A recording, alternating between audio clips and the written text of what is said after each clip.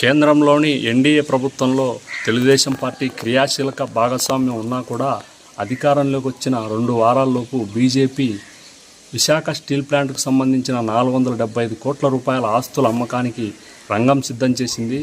Visakha TDP ఎంపీగా శ్రీభరత్ గారిని గెలిపిస్తే స్టీల్ ప్లాంట్ ప్రైవేటీకరణ కాకుండా అడ్డుకుంటానని హామీ ఇచ్చిన ఆయన గెలిచిన తర్వాత బీజేపీ అడ్డగోలుగా స్టీల్ ప్లాంటు ఆస్తుల అమ్మకానికి పాల్పడుతుంటే నోరు మెదపడం లేదు. 32 మంది ప్రాణత్యాగాలతో సాధించుకున్న విశాఖ స్టీల్ ప్లాంటు బీజేపీ దుందుడుకుగా ప్రైవేటీకరణకు చేపడుతుంటే ఎంపీ శ్రీభరత్ గారికి ఇదేదో ఆషామాషి అంశంగా కనబడుతుంది. ఉత్తరాంధ్ర ప్రజలు ఎంపీ శ్రీభరత్ గారు ఎక్కడ కనపడితే అక్కడ రాళ్లతో కొట్టాలి.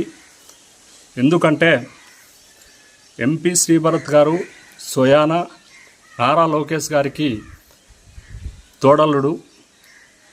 శ్రీభరత్ గారి పైన ఉత్తరాంధ్ర ప్రజలు రాళ్లతో కొట్టినప్పుడు ముఖ్యమంత్రి చంద్రబాబు గారు ఈ అంశాన్ని తీవ్రంగా పరిగణించి ఎట్టి పరిస్థితుల్లో కూడా విశాఖ స్టీల్ ప్లాంట్ ప్రైవేటీకరణకు ఒప్పుకోరు. దానితో పాటు టీడీపీ ఎంపీల మద్దతు లేకుండా కేంద్రంలో ప్రభుత్వాన్ని బీజేపీ నడిపే అవకాశం లేదు. అప్పుడు చచ్చినట్లు బీజేపీ విశాఖ స్టీల్ ప్లాంట్ జోలికి వెళ్లకుండా ఉంటుంది.